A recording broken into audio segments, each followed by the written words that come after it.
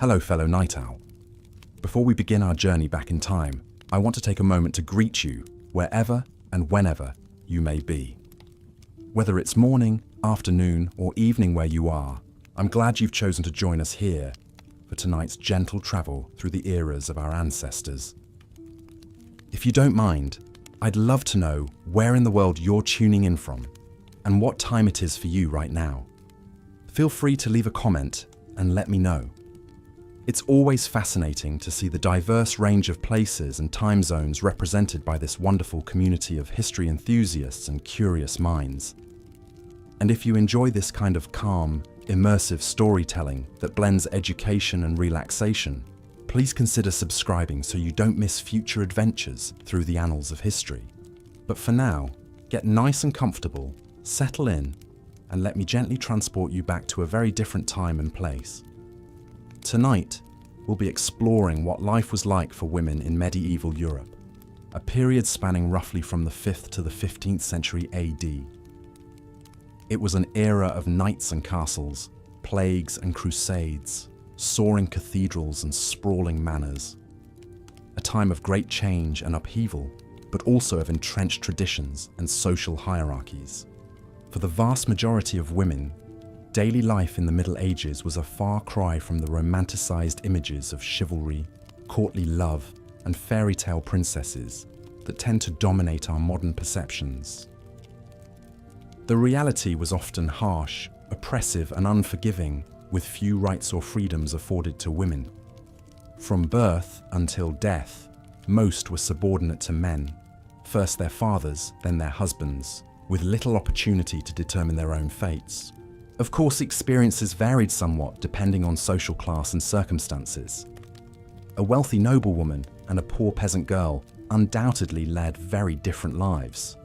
But across the spectrum, women faced many of the same fundamental challenges and limitations deeply rooted in the prevailing cultural beliefs and practices of the time. In the hours ahead, we'll do a deep dive into many facets of medieval womanhood, tracing the typical trajectory from childhood through adolescence, marriage, and motherhood into old age.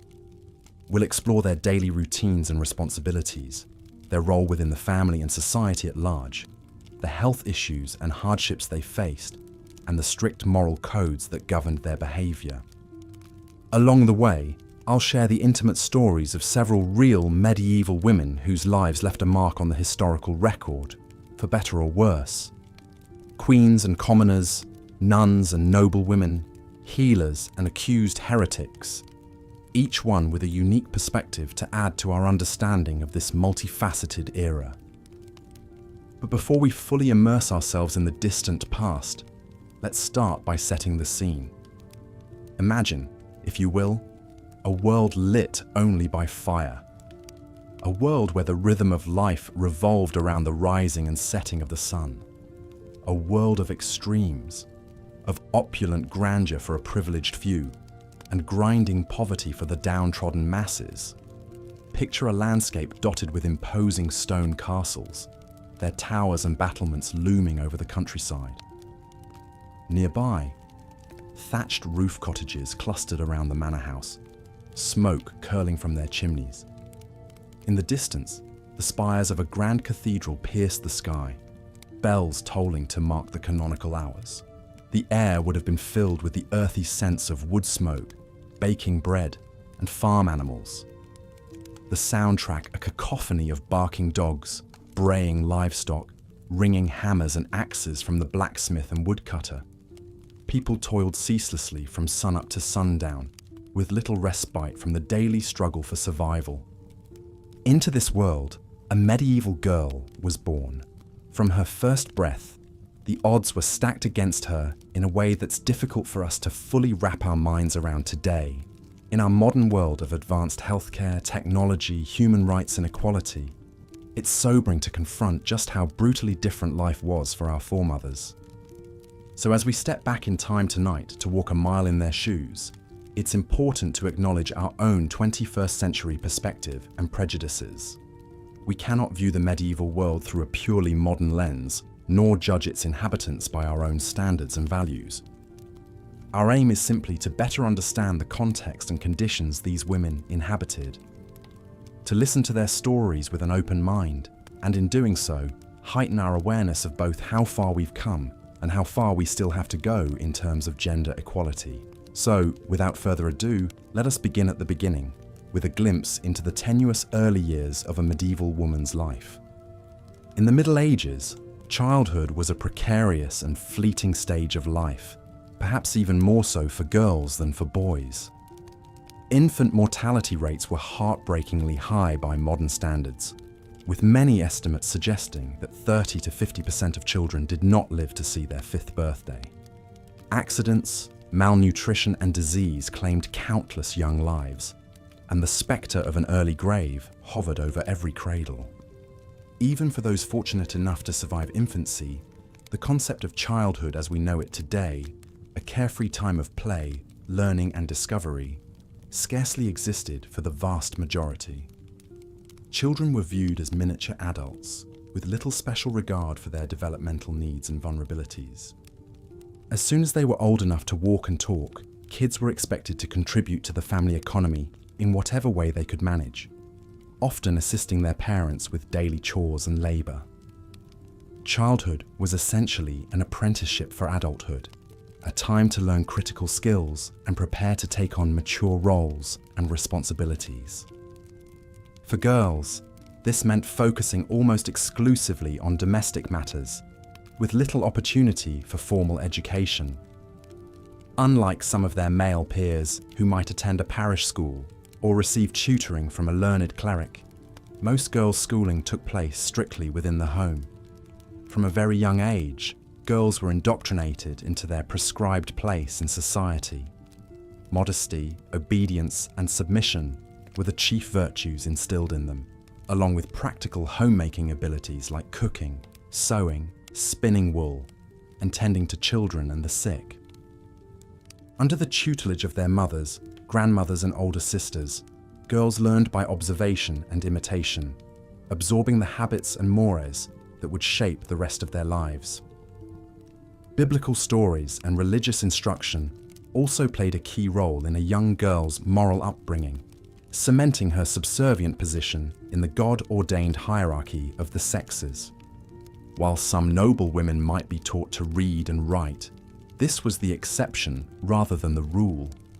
For the average peasant girl, formal learning was vanishingly rare, and female literacy rates were extremely low, hovering around 5% even among the upper classes. The education of girls was simply not seen as a priority compared to ensuring they were prepared for their ultimate destiny, becoming wives and mothers. And indeed, the end of childhood often came abruptly and decisively with the onset of puberty and marriage. In the Middle Ages, marriage was less about love or personal fulfillment than it was a pragmatic arrangement designed to strengthen family alliances, increase economic stability, and produce the next generation. For girls, marriages were typically arranged by their father or another male relative, with little input from the bride herself. Legally, the minimum age for marriage was 12 for girls and 14 for boys, though betrothals and negotiations might begin much earlier. In practice, however, most women married in their late teens to early 20s, especially among the peasantry, where girls were vital sources of domestic labour for their birth families. Still, it wasn't entirely uncommon for very young girls, particularly in noble and royal circles, to be married off to much older men for political or financial gain. We can only imagine the terror and trepidation of a sheltered adolescent girl barely past the threshold of puberty, faced with the prospect of leaving her family to join a stranger's household. One poignant example of such a child bride was Isabeau of Bavaria, who at age 15 was wed to King Charles VI of France, a man 16 years her senior. A renowned beauty plucked from the minor nobility, Isabeau was a pawn in a political alliance between France and Bavaria, her personal feelings ultimately of little consequence. Thrown into the strange and glittering world of the French court, the young queen was woefully unprepared for the weighty responsibilities that awaited her. Chief among these was the pressure to produce a male heir to secure the royal line, a duty that would utterly consume the next chapter of her life as a wife and mother. From our modern vantage point, it's difficult to overstate the physical and emotional toll that the transition from maidenhood to marriage would have taken on these young medieval brides. Torn from the only life they had known and thrust into an often overwhelming new role, many must have felt profoundly isolated and unmoored. Wedding ceremonies themselves were less elaborate affairs than we might picture today, with little of the white lace and pageantry that would come to characterize nuptials in later centuries. For common folk, a simple exchange of vows before witnesses, perhaps presided over by a priest, would suffice to seal the contract. Only the nobility could afford more lavish celebrations, and even then, the focus was more on sealing alliances and celebrating the families joining together than on the individual couple. The bride was essentially handed from one man's authority to another's, her own identity subsumed into that of her new husband. In some cases, marriage also marked a definitive break between a woman and her birth family. While poor peasant brides usually stayed close to their parents, it was customary for a new wife to leave her childhood home and move into the household of her husband and in-laws. There, she would be expected to quickly adapt to an unfamiliar domestic hierarchy, learning to navigate relations with her husband's kin while establishing her own place in the pecking order. Integrating smoothly into this new family unit could be a real challenge, especially for young brides still learning to manage a household on their own. But of all the weighty responsibilities that a young wife shouldered, none was more consequential or potentially perilous than the expectation that she would bear children early and often. In an era of limited medical knowledge and high mortality rates, pregnancy and childbirth were risky endeavors that claimed many promising lives. Join me next time as we explore the joys and sorrows of medieval motherhood, the pressure to produce heirs, the scorn faced by those who bore only daughters, and the heart-wrenching losses endured by women of all stations. We'll get to know one of the era's most fascinating maternal figures in Eleanor of Castile and trace her turbulent reproductive history across decades of queenship. Until then, I hope you'll take a moment to reflect on the little girls of the Middle Ages, the would-be brides and mothers whose childhoods ended almost before they began. Try to imagine yourself in their embroidered slippers, facing an uncertain future in an unforgiving world. Sleep well, and know that when next we meet, we'll once more shine a light into history's hidden corners and give voice to the often voiceless women who lived there. For theirs is a story that deserves to be told, no matter how distant or difficult it may be. Thank you, as always, for spending this time with me. Sweet dreams, and I'll see you soon for another boring bedtime story plucked from the pages of our collective past. Until then, farewell. As we've seen, medieval women were subject to intense oppression and restriction in virtually every area of life. From birth to death, their existences were tightly controlled by the men around them: fathers, husbands, brothers, priests. A woman had little autonomy over her own body, mind, or destiny. She was always under the watchful eye of male authority figures, quick to punish any perceived transgressions. The harsh morality of the Middle Ages, rooted in religious doctrine, placed women in an impossible bind. On one hand, church teachings cast women as inherently sinful and morally weak, daughters of temptress Eve. Their beauty was seen as a threat, a tool for leading men astray. Women were expected to cover their hair and dress modestly to avoid inflaming male lust. At the same time, as wives and mothers, women's primary duty was to be obedient, chaste, and pure. Any hint of flirtatiousness or sexual impropriety could ruin a woman's reputation. Adultery, even if committed by a husband, was always seen as the wife's failure. A jealous or disgruntled husband could easily accuse his wife of infidelity, condemning her to punishment. And those punishments for accused adulteresses were brutal and humiliating. A woman might be paraded through the streets stripped to the waist, while a town crier announced her sins.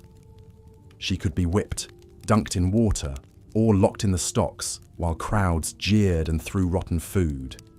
In extreme cases, the penalty was death. But a woman need not even commit a crime to be subjected to public mortification.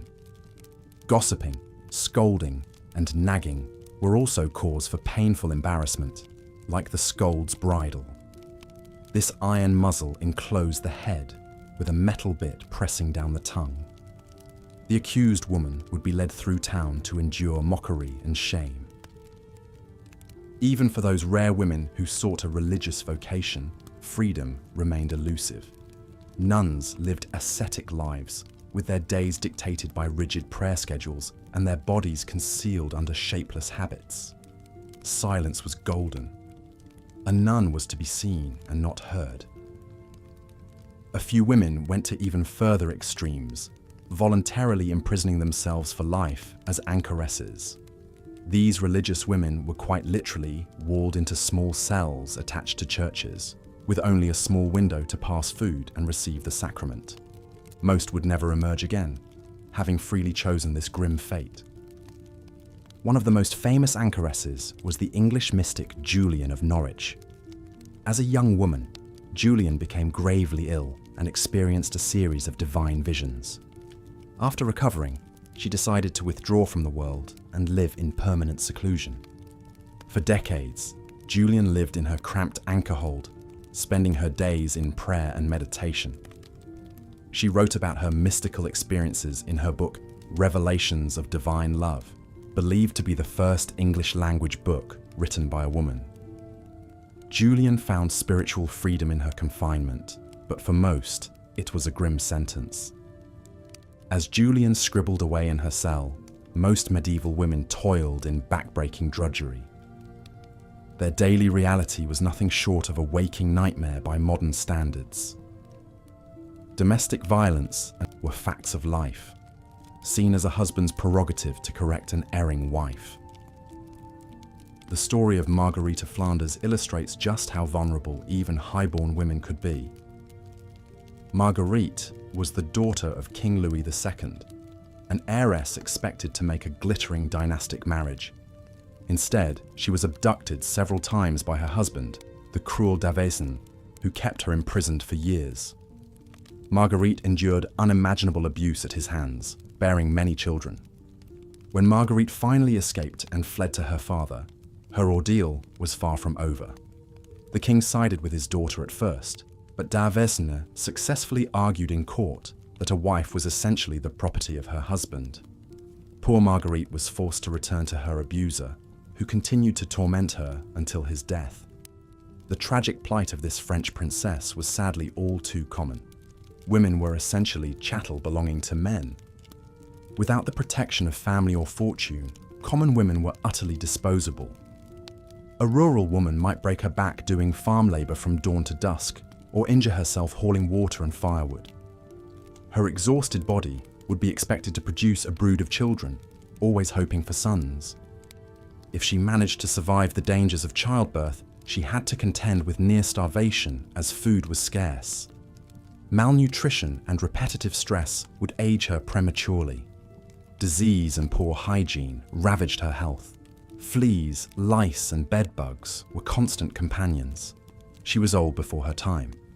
For unmarried women, survival often meant resorting to begging or prostitution. Unattached females were viewed with deep suspicion by medieval society.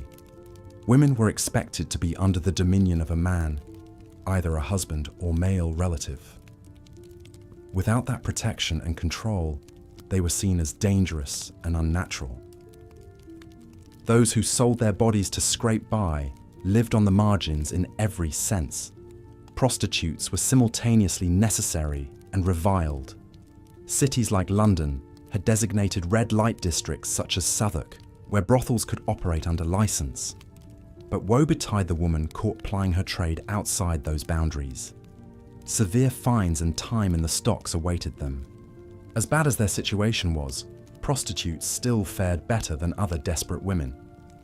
Those who sank into vagrancy or joined wandering bands of criminals risked brutal treatment at the hands of the law. Medieval justice was swift and merciless. Women could be flogged, branded, or subjected to mutilation for crimes as petty as theft. But all women, whether princess or prostitute, lived in the shadow of an even darker threat.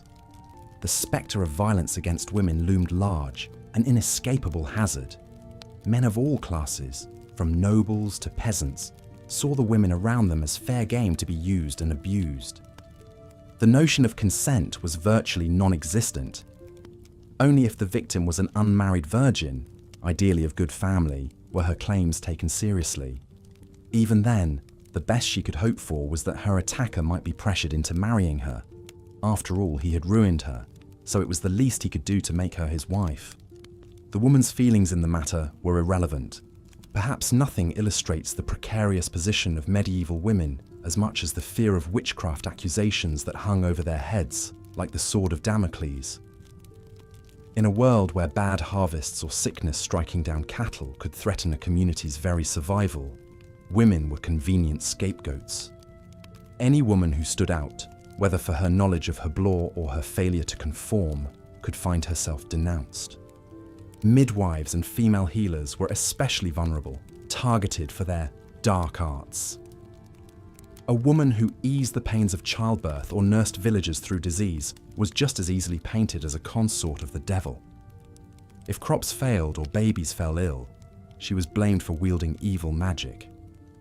Witch trials were sham affairs, with the outcome decided from the start. Accused women were stripped and searched for the devil's mark, some blemish or mole that supposedly proved their guilt. Confessions were extracted under torture, and not confessing was also seen as proof, so the innocent were damned either way. The lucky ones got off with being dunked in water or publicly humiliated. But many accused witches met a fiery end, burned at the stake before a jeering mob. The palpable misogyny of the witch trials served as a potent reminder to all medieval women that they walked a razor's edge. Any misstep or false move could prove fatal. Given this constant, suffocating oppression and threat of male violence, it's astounding that medieval women managed to carve out any shreds of agency and self-determination. But in small ways, some remarkable individuals did resist and rebel against the life that men and society prescribed for them. There was Christine de Pizan, one of the first professional female authors who dared to challenge the rampant woman-hating in male scholarly works. Her book, The Book of the City of Ladies, compiles the stories of notable women and directly confronts misogynistic arguments. As a widow who wrote to support herself and her children, de Pizan faced condescension from male intellectuals, but she persisted nonetheless, arguing passionately for women's moral and intellectual equality. Centuries ahead of her time, de Pizan planted the early seeds of what would eventually blossom into feminism. And in the lives of many ordinary women, there were quiet acts of resilience and solidarity.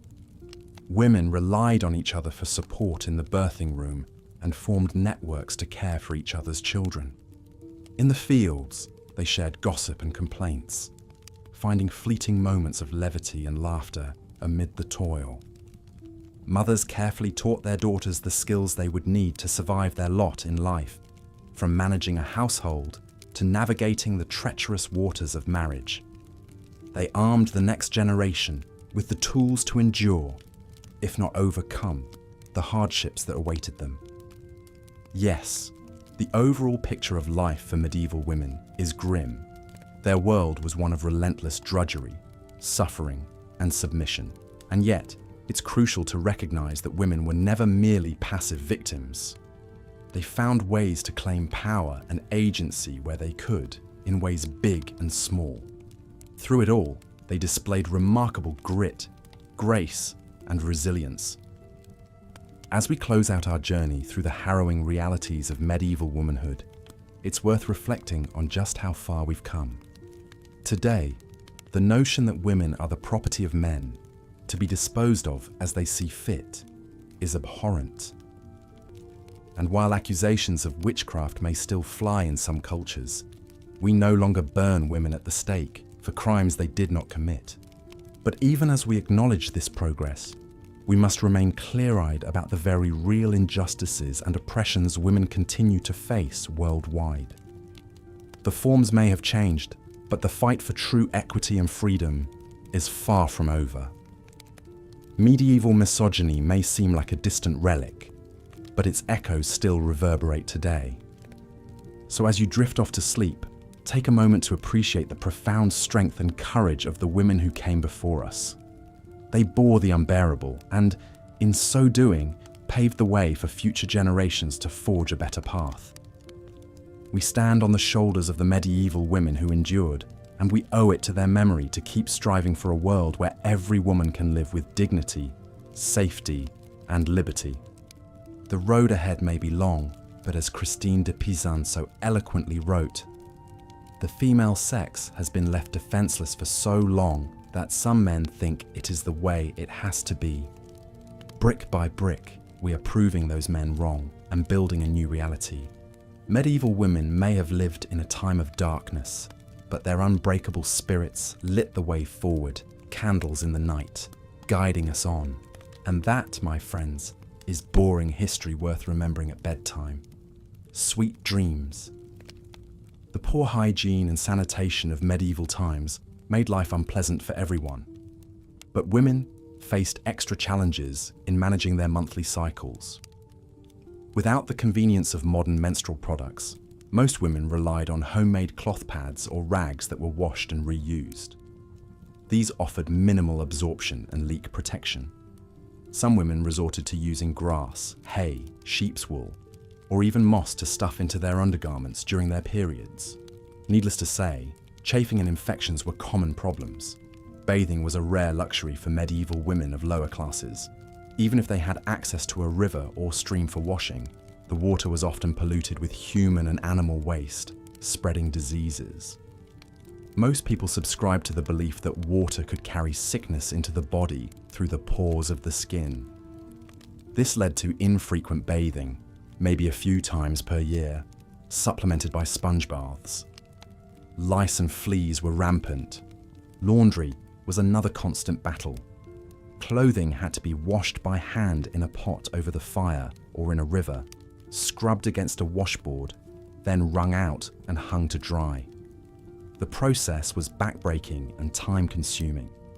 Wet, heavy clothing placed near the fire was a burn risk.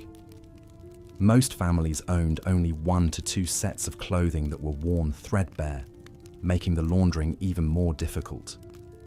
In the castles and manor houses of the nobility, standards of cleanliness were somewhat better, but still fell far short of modern expectations. The wealthy could afford servants to heat water, prepare baths, and launder clothing more regularly. Scented oils and herbs masked odours. However, even the grandest stone fortress lacked running water, flush toilets, and proper waste disposal. Chamber pots were emptied out windows into the courtyards. It's telling that one of the most popular and precious wedding gifts an aristocratic medieval bride could receive was a flea fur, a fur wrap meant to attract fleas away from the body. Pests were inescapable. Rats scurrying through bedchambers and banquet halls spread the fleas that carried the bubonic plague. When the Black Death swept through Europe in the 14th century, it wiped out an estimated 60% of the population. Women were on the front lines of nursing the sick and mourning the dead. The widespread death and devastation of the plague years disrupted society and accelerated changes in medieval medical practices. Tending to the ill fell largely on women in their roles as wives, mothers, midwives, and nuns. At a time when physicians were expensive and few in number, the care women provided was critical. Convents often served as hospitals of last resort for the poor and destitute. Elderly nuns passed down herbal folk remedies to their novices. Some women parlayed their healing knowledge into careers as midwives, apothecaries, and surgeons.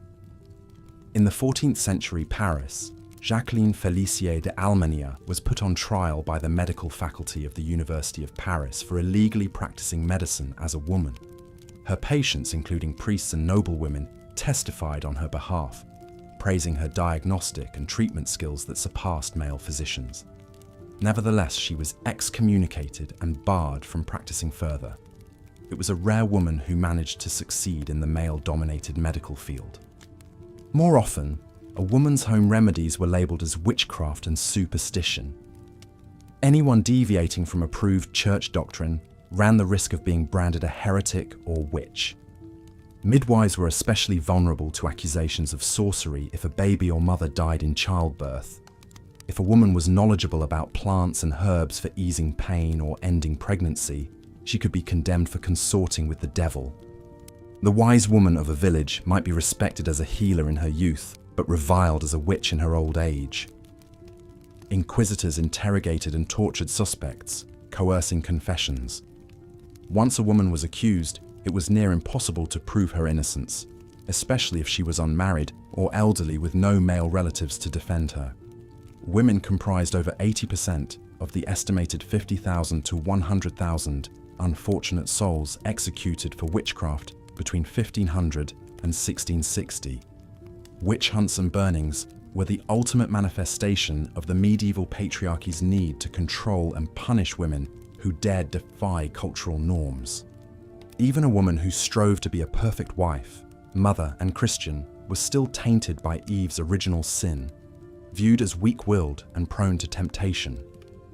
To safeguard her virtue, a woman's role was submission and service, hidden away in the domestic realm of motherhood. Venturing out invited male attention and the ruin of her reputation. An unmarried woman was a liability, unable to fulfill her sole purpose of producing children. A married woman was her husband's property, to be protected or punished as he saw fit, regardless of her feelings on the matter. With so much of a woman's worth bound to her fertility, the pressure to bear children was immense. Pregnancy was a state of hope and fear as the spectre of death in childbirth loomed. Noble women were considered successful if they produced at least one male heir who survived infancy. Queens who failed to deliver a prince might be cast aside in favour of a more fertile consort. The chilling fates of Henry VIII's wives come to mind. Peasant women had more reason to dread pregnancy and childbirth without access to the best food, living conditions, and attendance. Malnourishment left many women with rickets, a vitamin D deficiency that deformed their pelvises, making labour even more difficult and dangerous. Birthing a baby often took days, even a week, of sweat, blood, and pain. If labour seemed unending, a midwife might recommend opening the official birthing girdle of the Virgin Mary, kept in the local parish treasury, and placing it on the mother's stomach to speed delivery. This relic was of little practical use. Midwives did their best to ease suffering with herbal tinctures and salves, but could only hope to catch the baby and save the mother from farta. Isabeau's plight was not unique. For girls born into noble families, one's wedding day often came well before one's 18th birthday. Political alliances and strengthening family ties took precedence over a young bride's readiness or personal choice in the matter. Though a privileged queen, Isabeau still faced many of the same challenges as women of lesser means when it came to marriage and motherhood in medieval times. The pressure to produce a male heir weighed heavily. A woman's worth was largely measured by her fertility and the number of surviving sons she bore. Failure to deliver a boy brought shame and scorn. Even for queens, childbirth was a harrowing ordeal, fraught with danger in an age of crude medical knowledge. With each pregnancy, a woman quite literally took her life in her hands. Queen Eleanor of Castile, wife of Edward I of England, endured a staggering 16 pregnancies over 28 years in the late 13th century. Remarkably, she survived them all, though many of the children sadly did not. Her trials were a testament to the strength and resilience of medieval women in the face of unimaginable adversity. For the great majority who were commoners, not queens, daily life revolved around a relentless string of household chores and back-breaking labor from sunup to sundown. If a woman wasn't cooking, cleaning, sewing, or looking after children, she was likely toiling alongside her husband in the fields, fetching water or gathering firewood. Privacy was a luxury largely unknown to the average family in the Middle Ages. Most dwellings were small, cramped spaces where everyone ate, slept, and passed their lives in very close quarters. Beds were shared out of necessity, a common enough practice, but one that could certainly breed tension and strife between couples or parents and children. Hygiene and sanitation left much to be desired by modern standards. Fleas, lice, and other pests were facts of life. Chamber pots sat within arm's reach, and waste was often tossed into the streets. It's no wonder that disease ran rampant in medieval towns and cities. But perhaps no aspect of a woman's life was as trying and tragic as the lack of control over her own destiny. The concept of personal freedom and self-determination as we know it today simply did not exist for the vast majority of women in the Middle Ages. From cradle to grave, a woman's path was dictated by the men in her life: fathers, husbands, brothers, sons. Even a woman of considerable talents and intellect was hard-pressed to forge an independent existence. The French writer Christine de Peasant stands out as a rare exception. After losing her husband at a young age, de Peasant defied convention by supporting herself and her children as a professional scribe and author.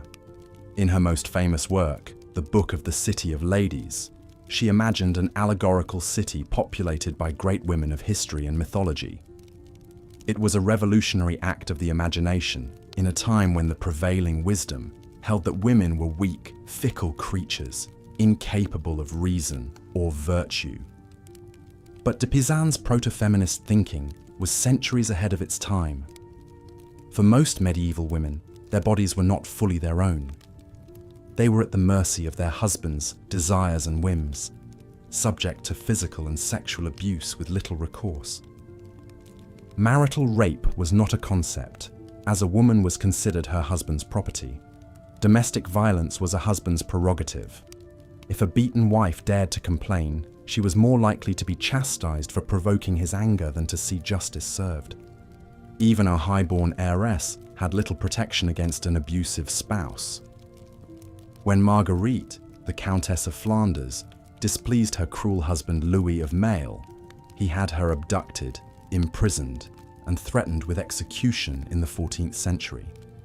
Her story reads like a Gothic nightmare, but it was all too real for countless medieval women.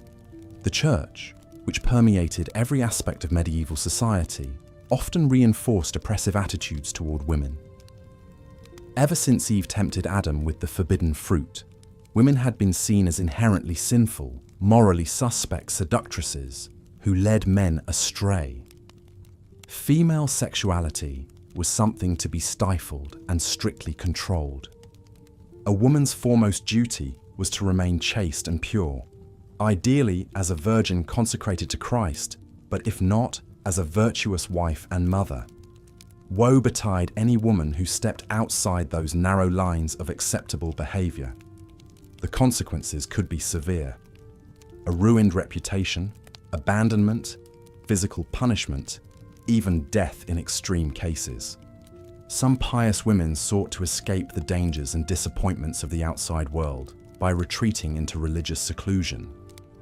The English mystic Julian of Norwich chose to be walled into a small cell attached to a church in the early 15th century, receiving food and necessities through a small window. There, she spent decades in solitary prayer and contemplation, even writing a remarkable series of revelations. For her, the anchoress's cell meant safety and spiritual purpose. But to modern eyes, it looks a lot like solitary confinement. As we've seen, life for the medieval woman was defined by constriction, of opportunity, of body, of spirit, corseted by rigid gender roles, cosseted by religious doctrine, confined to the domestic sphere, She endured tremendous hardship and often died young. But then, as now, women found ways to make their mark, to assert their agency, to fight back against their oppression in ways big and small. Through grit and grace, fury and faith, tears and toil, they persevered. Though the centuries have brought hard-won freedoms and progress, the spectre of misogyny that haunted the Middle Ages has not fully released its hold on the present day. In our own time, we are still reckoning with many of the same issues: unequal treatment, the policing of women's bodies, gender-based violence and discrimination.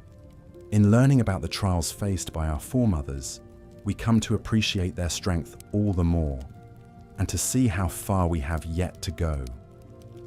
As we remember the women of the distant past, we honor their sacrifices, their indomitable spirit in the face of adversity. We owe it to them to keep striving for a world in which a woman's worth is measured not by the sons she bears or the home she keeps, but by the force of her intellect, the depth of her compassion, the fire of her conviction, the greatness of her soul. The gloom and chill of a typical medieval peasant dwelling is difficult for us to fathom today, accustomed as we are to modern comforts and conveniences. Imagine, if you will, a 1 or 2 room hovel, walls erected from wooden stakes interwoven with sticks and packed with a crude mixture of mud, straw, and manure.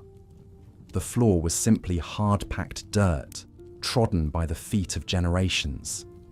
If the family was slightly better off, they might enjoy the relative luxury of a few rough-hewn wooden planks laid across the earthen floor. But there would be little respite from the damp and the cold seeping up from the ground, chilling one to the bone. The thatched roof overhead might keep out the worst of the rain, but it was a constant battle to patch the leaks and keep the vermin at bay.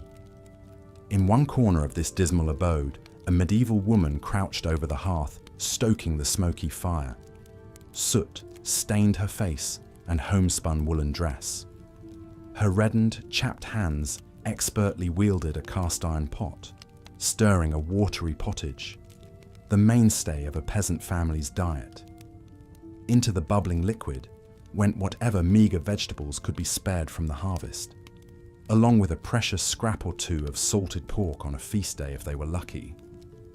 This was the domain of the medieval housewife, a dim, suffocating world bounded by the bare earthen walls of the cottage and the muddy trackways of the village beyond. From dawn to dusk, her life revolved around an unceasing round of toil, feeding the fire, hauling water, cooking, spinning, sewing, washing, scrubbing, and tending to the needs of her husband and children. A woman's work was never done, as the old saying goes, and nowhere was this truer than in the Middle Ages. While her husband laboured in the fields, or perhaps plied a trade as a blacksmith or carpenter in the village, a woman's place was firmly in the home. Her role was to be the subservient caretaker, with little thought given to her own needs, desires, or ambitions. The tools of her trade were simple and few: a couple of cast-iron pots, some wooden bowls and utensils, a stone quern for grinding grain into flour, a spindle and distaff for spinning wool into thread. With these meagre implements, she was expected to work domestic miracles, stretching scant resources to feed and clothe her family. But even as she stirred the pottage and kneaded the dense black bread that was the staple of the medieval peasant diet, a woman's mind might drift to higher things.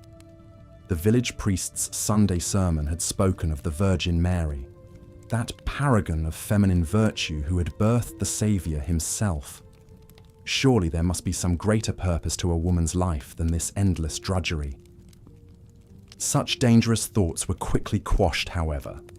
For a medieval woman, the path to salvation lay not in grandiose dreams, but in humble submission to her husband and to God. To strive for anything more was to risk accusations of pride, willfulness, or worst of all, witchcraft. No, far better to keep one's head down, one's virtue intact, and pray for the best in the life to come. For in the mortal realm, a woman's lot was one of unrelenting hardship and servitude, and woe betide any woman who dared to step out of line or question her station, as we shall see in the stories to come. One such woman who dared to dream of a different kind of life was Christine de Pizan, born in Venice in 1364. Christine's father was a renowned physician and astrologer who secured a position at the court of King Charles V of France when Christine was just a small child. Growing up in the rarefied intellectual atmosphere of the royal court, Christine enjoyed the very best education available to a medieval girl. She learned to read and write in Latin and French, studied classic works of literature and philosophy, and even had access to the king's magnificent library, a repository of knowledge unimaginable to most of her contemporaries. Her father, progressive for his time, believed in cultivating his daughter's mind and encouraged her scholarly pursuits. At the age of 15, Christine was married off to a nobleman named Etienne de Castel. It was an arranged match, as was typical for the time, but by all accounts, the couple grew to love and respect one another deeply. Christine bore 3 children and settled into the expected role of a dutiful wife and mother. But Christine's domestic tranquility was not to last. In the space of a few short years, she lost her beloved husband to an outbreak of plague, followed by her father's death soon after. At the age of 25, Christine found herself a widow and an orphan, left alone to fend for herself and her young children in a world that had a little use for an educated woman without a man's protection. Facing financial ruin and the loss of her cherished library, Christine made a courageous and virtually unprecedented decision. She would support her family through her writing, becoming one of Europe's first professional female authors. With quill and ink, Christine carved out a place for herself in the almost exclusively male domain of medieval literature. She began by writing love ballads and devotional poetry, genres deemed suitably feminine and unthreatening. But as her confidence and reputation grew, Christine turned her mind to weightier matters. In her most famous work, The Book of the City of Ladies, she crafted an impassioned defense of women against the misogynistic attitudes of her time. With elegant, incisive prose, Christine dismantled the pervasive notion that women were inherently morally and intellectually inferior to men. She argued that women were just as capable of virtue, learning, and leadership as their male counterparts, if only they were given the chance to prove themselves. Through a series of vivid biographical sketches, Christine celebrated the accomplishments of great female scholars, artists, warriors, and saints throughout history. From the ancient world to her own time, she highlighted women who had overcome overwhelming odds to make their mark on the world.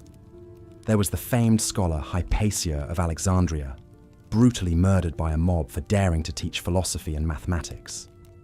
The fearsome Queen Semiramis of Assyria, a brilliant military tactician who conquered vast swaths of the ancient world. And the saintly mystic Hildegard of Bingen, whose divine visions and soaring musical compositions had earned her renown throughout Christendom. With each story, Christine chipped away at the edifice of misogyny, making a powerful case for the fundamental equality of the sexes. Her radical message resonated with a small but growing audience of educated women who saw in Christine a beacon of hope in a society that sought to keep them in the shadows. Of course, Christine's proto-feminist views were not well received by the male establishment. She endured harsh criticism and mockery from some quarters, dismissed as a shrill harpy or a delusional madwoman.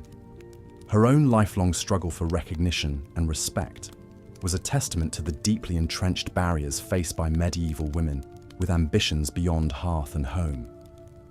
But Christine refused to be silenced.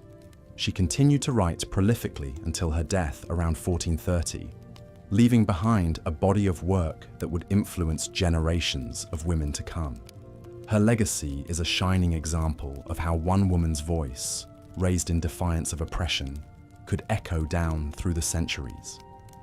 As we continue our journey through the lives of medieval women, keep Christine de Pizan in mind as a rare flicker of light amidst the darkness. For most of her contemporaries, the possibilities she represented of an independent intellectual life were little more than an impossible dream. Marguerite's story illustrates the precarious position of even noble and high-born women in medieval society. Though an heiress of considerable wealth and status, she was still ultimately at the mercy of the men in her life, to be traded and treated as a possession. The fact that there were few real consequences for her husband's brazen abduction shows how such acts of gendered abuse and oppression were often tolerated or overlooked. A woman's well-being was simply not a priority. Of course, women of lower classes had it even worse. With little money or status to shield them, peasant women were easy targets for exploitation by lords, masters, and even their own husbands or fathers. Domestic abuse was rampant, seen not as a crime, but as a man's way of controlling his wife and daughters. According to church doctrine, a woman's duty was to obey and submit. If she stepped out of line, violence was considered an acceptable form of discipline. Making matters worse, women had very little recourse or protection under the law. In most parts of medieval Europe, they couldn't press charges against an abuser, request a separation, or seek justice in their own name. Neighborly intervention was rare as domestic matters were considered private. Unless abuse was egregious and notorious enough to become a public scandal, women were expected to endure in silence. To leave a marriage was to risk complete social ruin. Only in the most extreme cases of cruelty might a noblewoman appeal to her own family or the church for help. But such requests were not always heeded. After all, a wife was a husband's property, his to treat as he pleased within the privacy of the home. It was not uncommon for a beaten wife to be sent back to her abuser after a brief respite. Unless her family could afford to quietly retire her to a convent, her options were bleak. The underlying vulnerability of women's position is perhaps best exemplified by one of the most famous abduction cases of the Middle Ages, that of Marguerite of Flanders.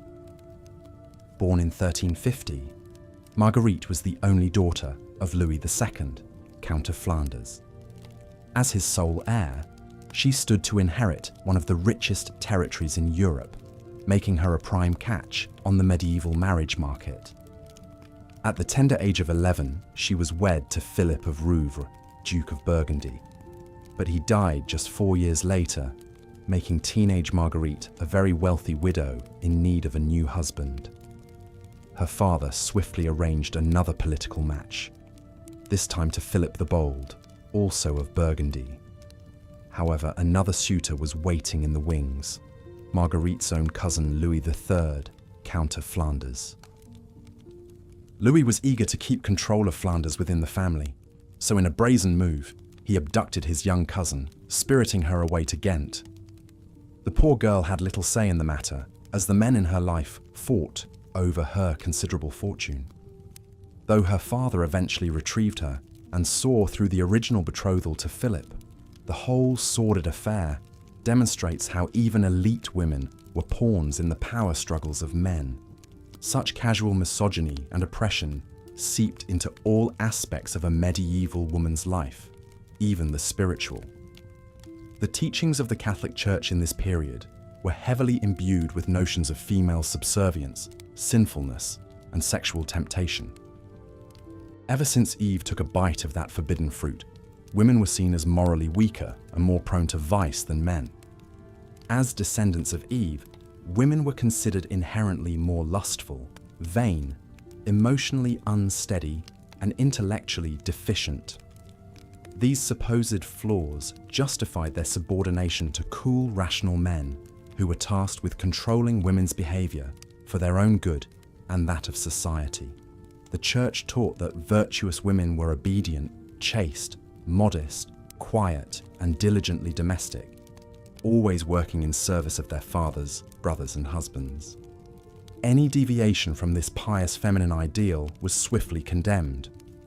Outspoken, defiant, ambitious, or opinionated women were seen as unnatural and dangerous threats to the social order.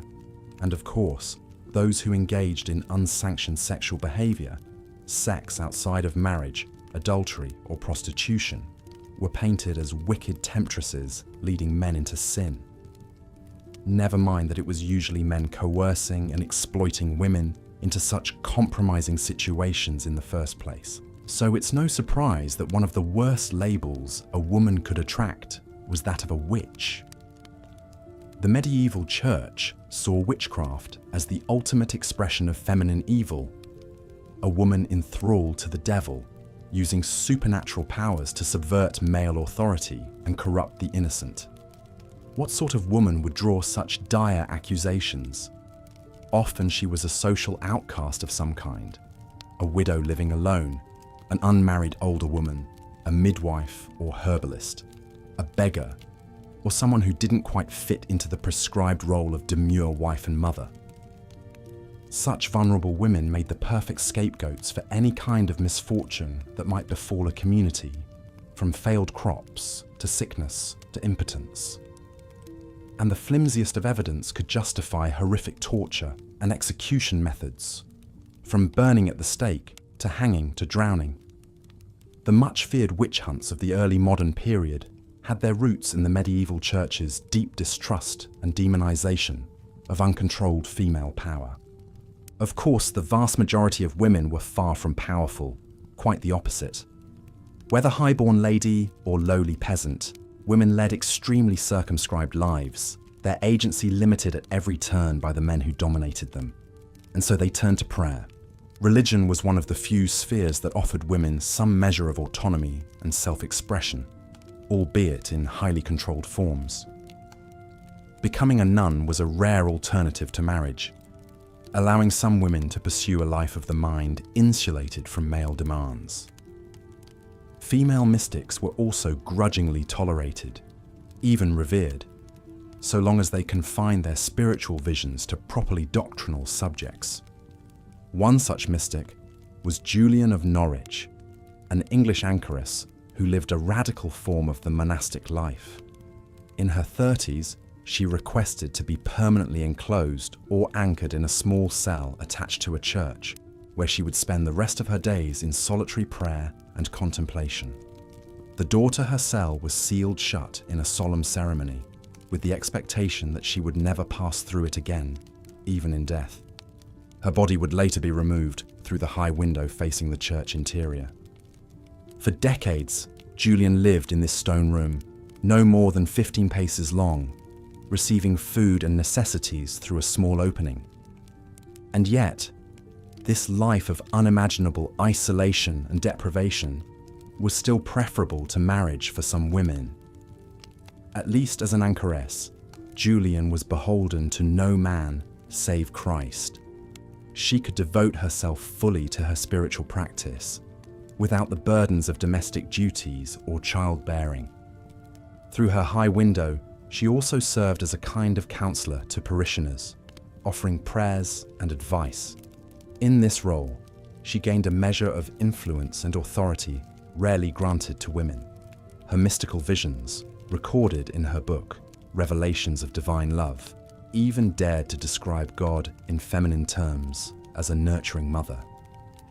For a woman to put forth her own theological interpretations was a bold move, to say the least. That her writings survived at all is a testament to the respect she commanded in her community. But Julian's unconventional life was still ultimately one of deprivation and enclosure. Like all medieval women, she lived at the mercy of a patriarchal church and society that saw the female sex as a threat to be contained.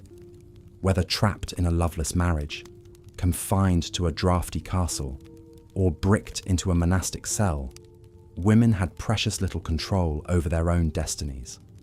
Their world was one of forced choices and roads not taken, of talents and dreams denied. Submission, silence, and survival were the orders of the day. Medieval women may not have conceptualized their plight in terms of equality or justice, but they surely felt the constraints on their minds and bodies as a kind of slow suffocation, a narrowing of possibilities.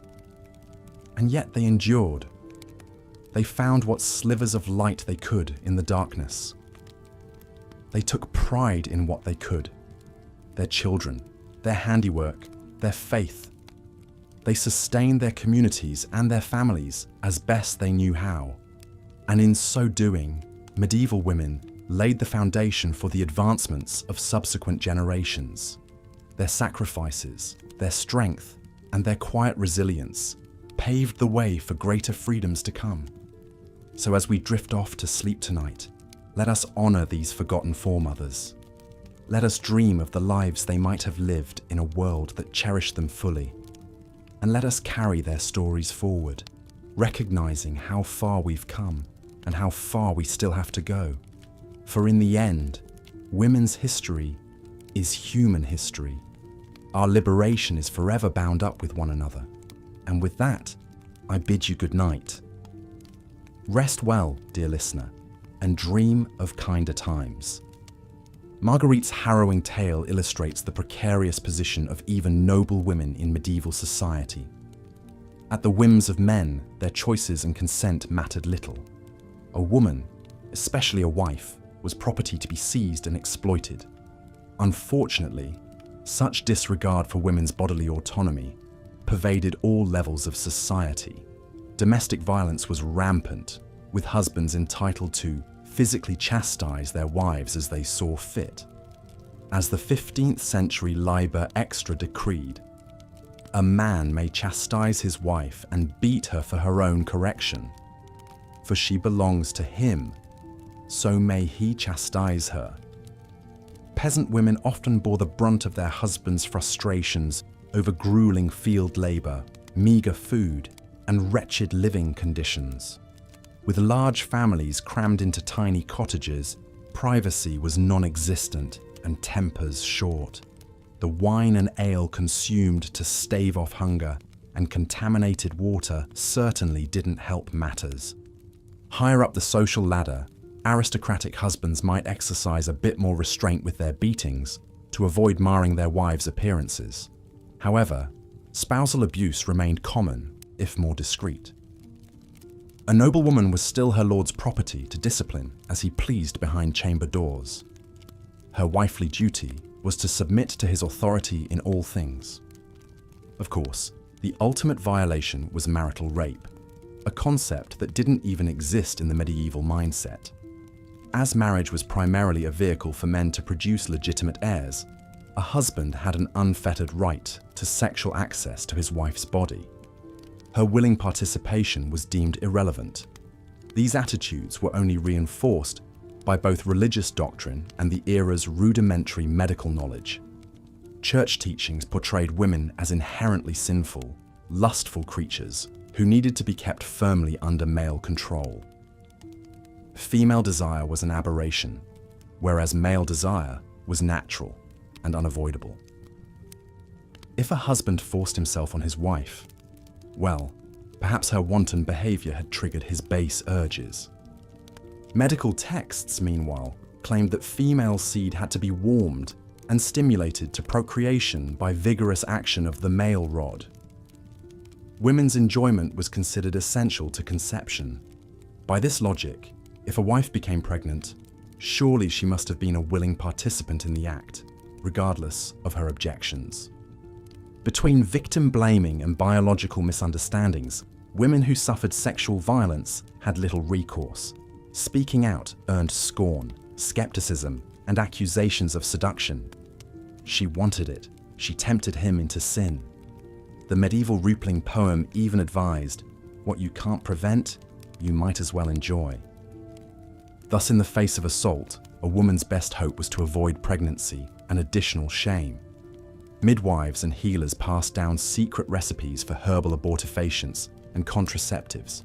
Pennyroyal, tansy, and certain fungi could induce miscarriage, while rue and Queen Anne's lace, or wild carrot seed, worked to prevent conception. Discreet networks of women quietly shared such illicit knowledge. However, even these small rebellions against men's tyranny over their bodies put women at risk of hemorrhage, infection, and worse, accusations of witchcraft. The medieval mindset simply could not conceive of women controlling their own reproductive fates. Anything that enabled them to thwart a husband's prerogative or a God-given pregnancy was surely the devil's work. Perhaps most tragically, some women internalized this oppression, coming to believe they deserved no better than the abuses heaped upon them.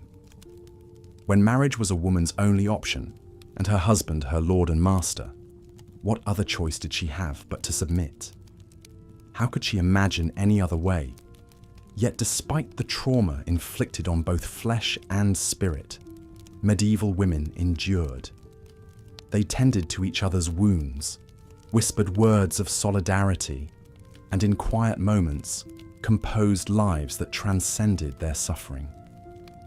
Through sheer grit, they carried on being dutiful wives, loving mothers, and keepers of self in a world that granted them precious little. Continuing this time-worn tradition of female resilience was an English mystic who rose to become one of the most influential Christian theologians of her age. Yet her cloistered existence began not entirely by choice, but as a last resort for an unmarriageable woman. Born in 1343, the woman history knows as Julian of Norwich was likely a surplus daughter in a noble family fallen on hard times. With no dowry or influential connections, her options would have been bleak, a burdensome spinster dependent on begrudging relatives or a life of back-breaking farm labour. For such undesirable women, the convent offered both refuge and a veneer of respectability. Thus, in her early 30s, Julian committed herself to one of the most extreme forms of the religious life, that of an anchoress. Literally walled up in a small cell attached to the side of a church, she would spend the rest of her days in prayer and contemplation, never emerging into the light of day. The requisite ceremony carried all the gravity of a funeral mass, and understandably so. An anchoress bade a permanent farewell to the world of the living. The bishop would sprinkle the tomb of her cell with dust and intone, "Ashes to ashes, dust to dust."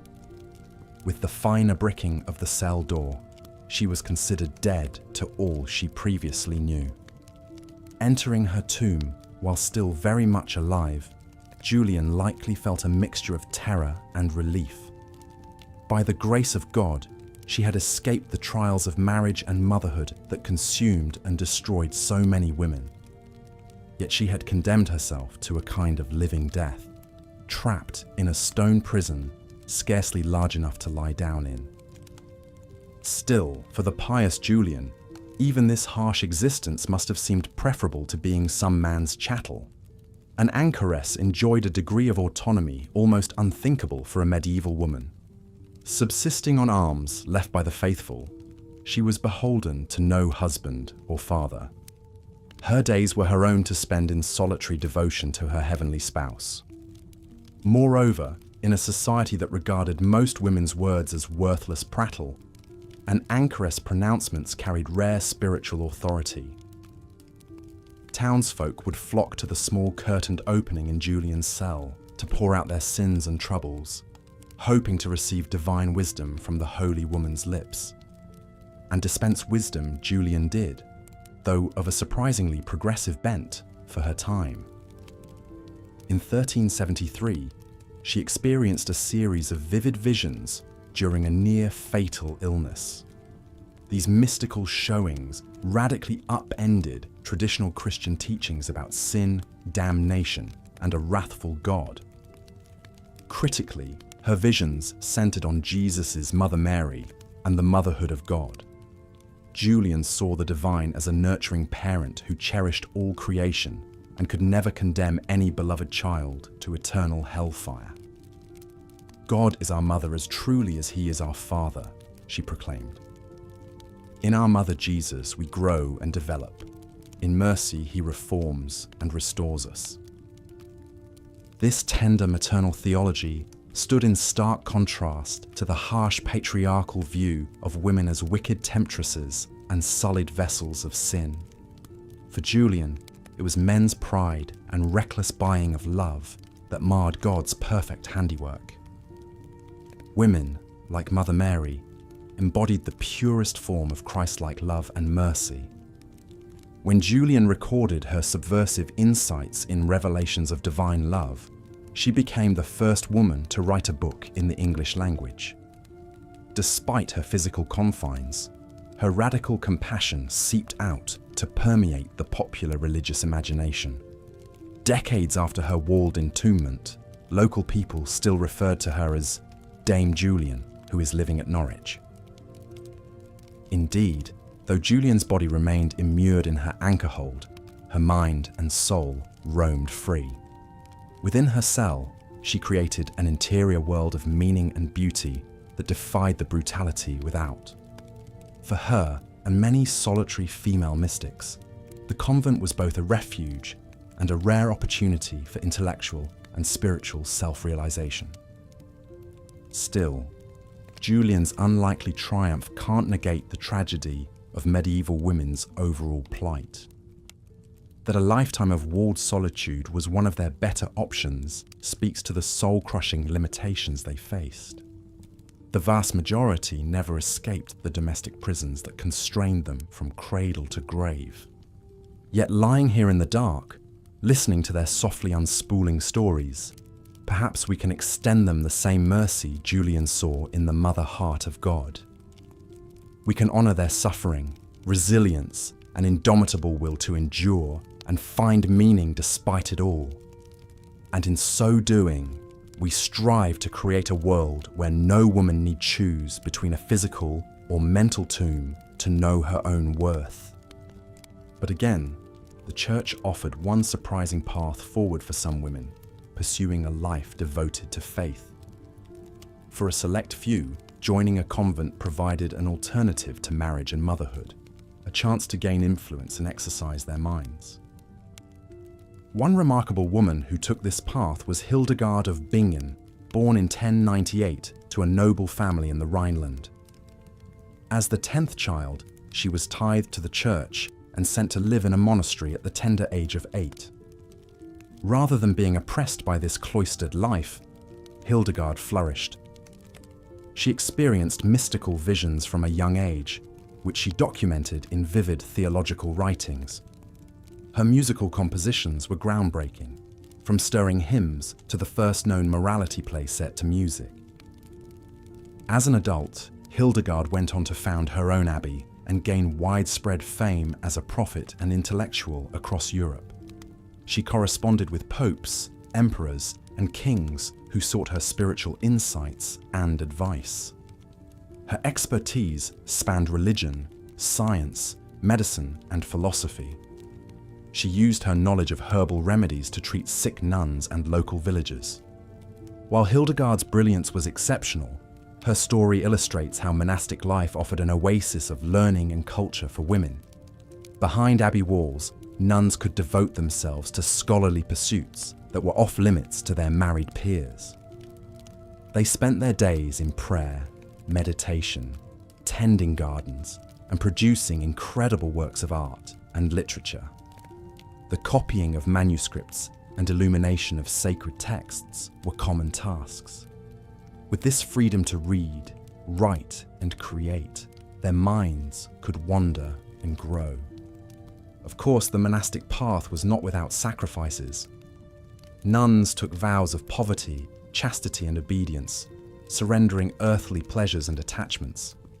Their lives were governed by strict routines of prayer and labor, and they were still ultimately under the authority of male religious leaders. But for women with a sincere spiritual calling, the convent was a refuge from the trials of the outside world. Another famous religious woman of the era was Catherine of Siena, born in 1347 to a large working-class family in Italy. From early childhood, Catherine was extremely devout and resisted her parents' attempts to make her an advantageous marriage. She took vows as a Dominican tertiary, or lay member of the order, at age 18, and committed herself to a life of prayer, fasting, and service to the sick and poor. Like Hildegard, Catherine experienced mystical visions of Christ and was regarded as a living saint. She was also unafraid to speak truth to power. Through her passionate letters, she lambasted clergy for corruption and pushed for reform within the church. When the Pope fled Rome for Avignon due to political conflict, Catherine travelled to France and persuaded him to return to the Holy City. As the Great Schism tore Christendom apart with rival papal claimants, Catherine worked tirelessly to restore unity. Her spiritual memoir, The Dialogue, was groundbreaking for its intimate conversations with God at a time when the Church held itself as the necessary intermediary for the divine. Exhausted by her efforts and extreme asceticism, Catherine died at just 33, her body ravaged, but her soul at peace. Women like Hildegard and Catherine demonstrated the potential for intellectual and spiritual greatness, even within the constraints of their society. They channeled their faith into lives of purpose that transcended convention. While most medieval women could never dream of wielding such influence, the presence of these monastic scholars and mystics added a layer of complexity to the era's gender dynamics. For the vast majority, however, the church was more of a disciplining force than an elevating one. Parish priests and nuns worked to uphold rigid moral codes, especially around sexuality and propriety. Women's behaviour was tightly policed. They were to be obedient, chaste, and above reproach. Stepping outside these bounds could have brutal consequences. In the 13th century, the medieval Inquisition began cracking down on heretical threats to church doctrine. While inquisitors targeted many groups, women were especially vulnerable to accusations of witchcraft and collusion with the devil. What exactly constituted witchcraft was often vague and all-encompassing. Anything from ominous mutterings to mysterious potions could be grounds for suspicion.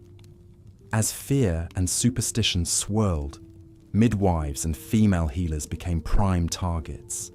Their knowledge of childbirth and herbal remedies was interpreted as dark magic.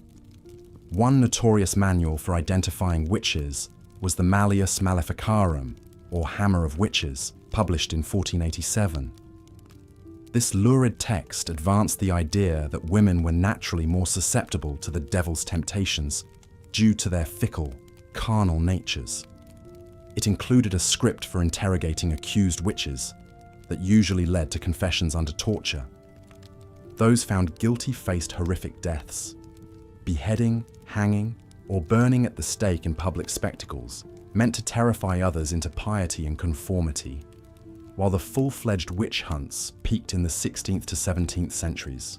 Their roots lay in the medieval church's deep mistrust of women's power. Of course, the spectre of witchcraft could also be used for more cynical ends. Charges might be levied to punish a woman who spurned a man's advances or dared to speak her mind too boldly. Widowed or single women living on the margins of society were common scapegoats. The vague nature of the crime made it a convenient pretense for removing inconvenient women. Beyond the most violent episodes, daily spiritual life centered on a steady stream of masses, feast days, and seasonal celebrations. Women were expected to be the pious heart of the family, tending to prayers and devotions. The cycle of church festivals structured the year: Advent, Christmas, Lent, Easter, Saints' Days. Much of a woman's free time revolved around preparing for these events. At the same time, traces of older pagan traditions endured and mingled with Christian practices.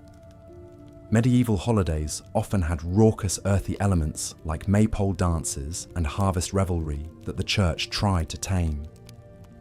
Some women surely found ways to experience joy and release within these quasi-religious festivities. Ultimately, the church was a ubiquitous framework that medieval women had to navigate with extreme caution. It offered both an ideological justification for their subjugation and an occasional escape route from worldly demands. Women had to walk a razor's edge, meeting high expectations of virtue while facing perpetual suspicion. Conformity to religious doctrine was yet another constraint on their freedom. As we've seen, whether in the domestic sphere, the world of work, or the eyes of the church, medieval women faced relentless challenges. But even in this unforgiving landscape, some found ways to carve out meaning and exert agency, however small.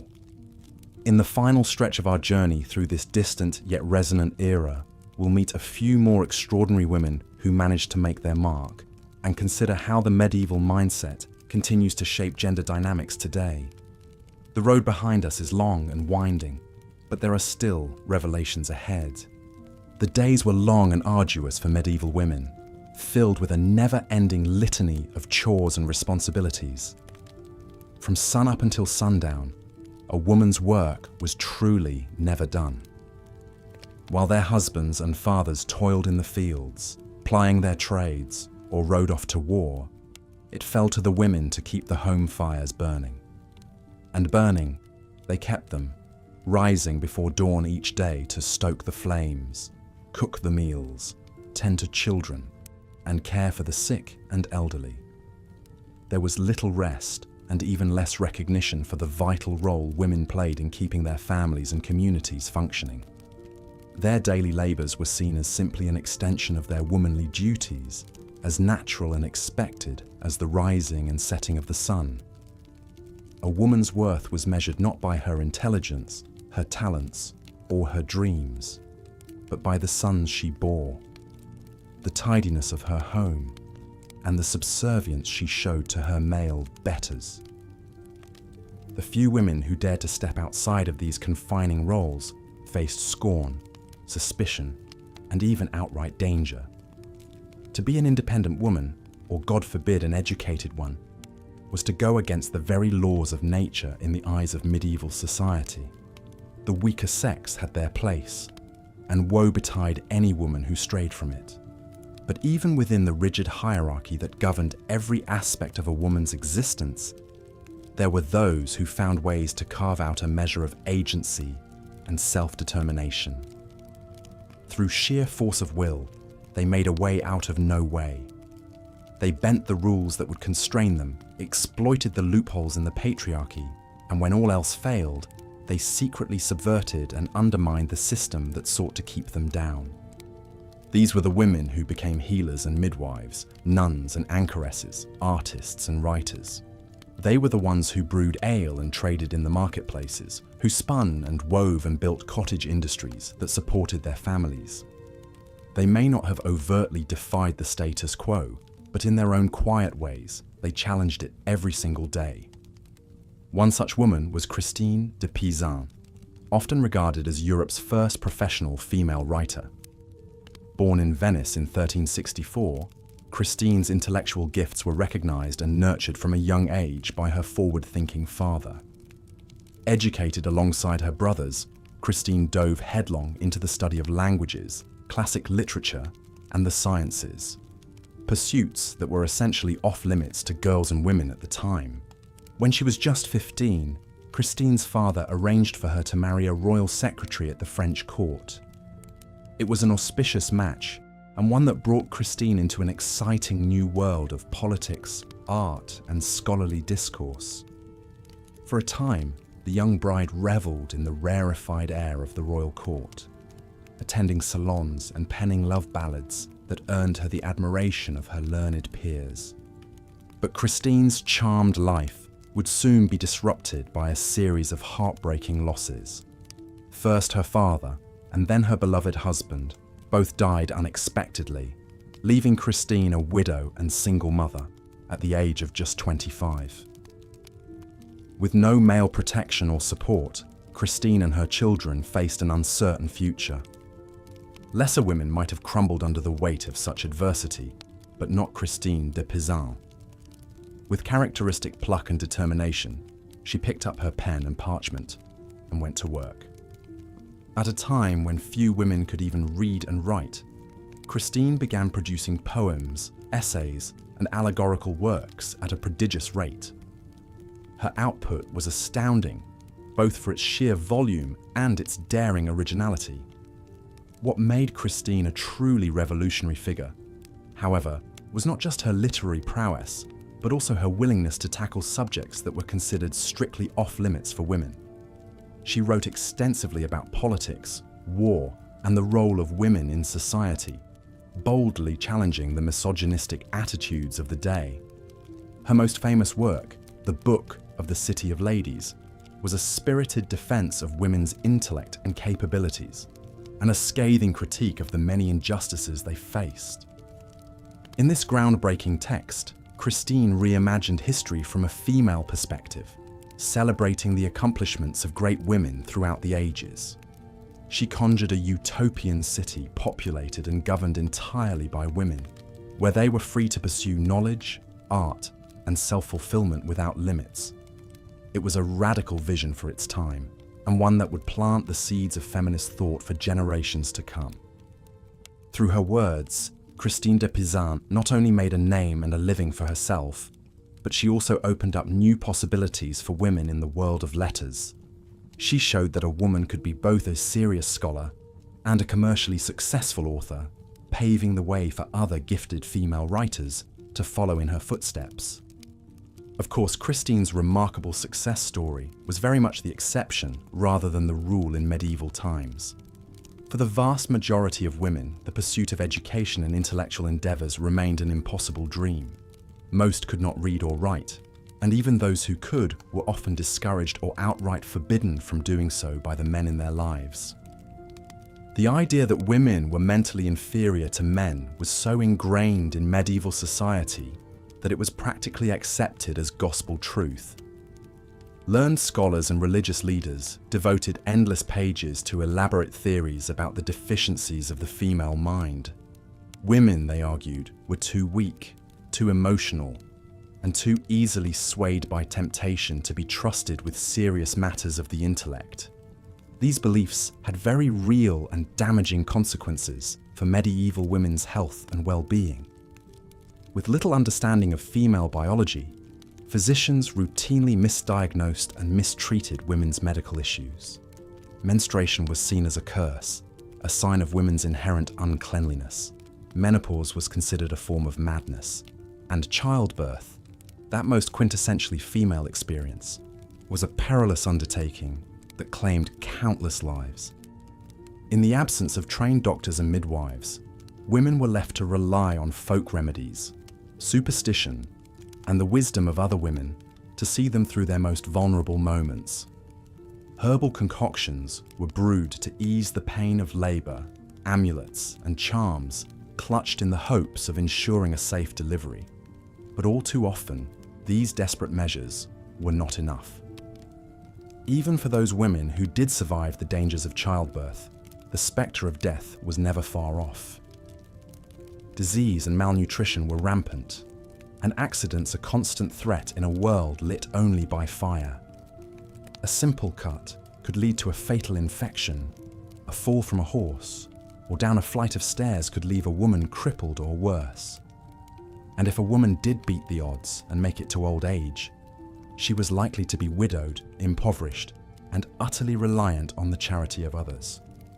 In a society with no social safety nets, the fate of an aging woman was often a grim one indeed.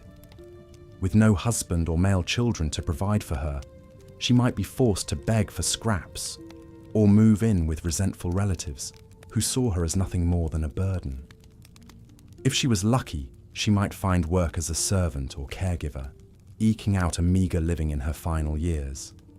But all too often, she would simply be left to fend for herself, abandoned and forgotten by a world that no longer had any use for her.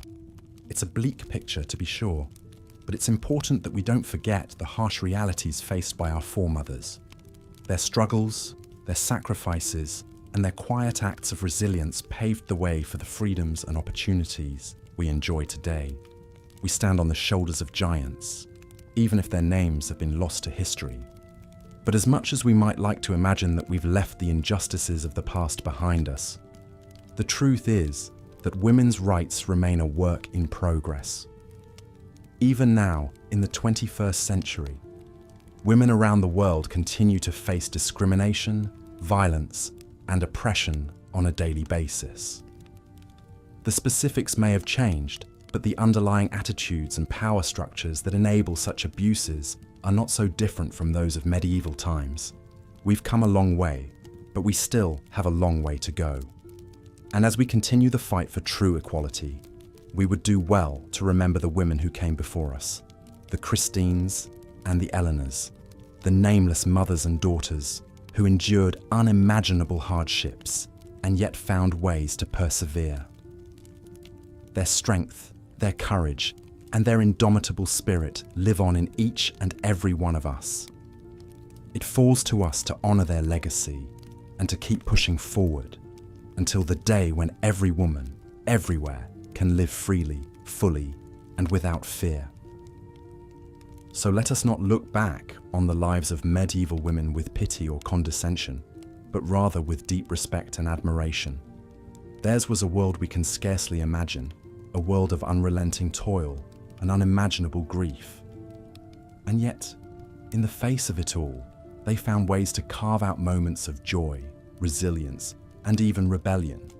They were the unsung heroes of their age, the ones who held up half the sky, even as the weight of the world pressed down upon their shoulders.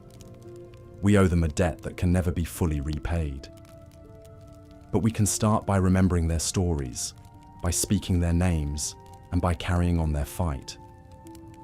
For as long as there is injustice in this world, as long as there are women who are denied their basic rights and dignity, their work will not be done, and neither will ours. So let us draw strength from their example, and let us never forget the sacrifices they made, so that we might one day live in a world where every woman can rise up and claim her place in the sun. It's a dream worth fighting for, and one that we must never stop pursuing, for the sake of our mothers, our sisters, our daughters, and all the generations of women yet to come. As we've seen, life for women in the Middle Ages was full of hardships and challenges that are difficult for us to fully comprehend today. From the moment they were born, girls faced an uphill battle in a world stacked against them. Childhood was a precarious time, with many not surviving past the age of 5 due to disease, malnourishment, and lack of medical knowledge. Those who did make it often had to grow up far too fast. For noble girls like Isabeau of Bavaria, the transition from childhood to adulthood could be especially abrupt. At the tender age of 15, Isabeau was sent from her home in Bavaria to France to wed King Charles VI, a man she had never met who was more than a decade her senior. Imagine the fear and trepidation she must have felt as she left behind everything familiar to embark on a journey to a foreign land and an uncertain future.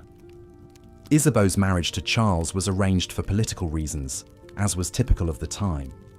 Love and personal compatibility were rarely factors in these contracts between powerful families. Instead, a woman's value was tied to her fertility and ability to produce male heirs to carry on the dynastic line. This placed enormous pressure on young brides like Isabeau. Complicating matters further, Isabeau's new husband Charles was not of sound mind. Prone to bouts of madness that could last for months at a time, he was in no state to rule his kingdom, let alone be a supportive partner. As a result, much of the burden fell on Isabeau's shoulders.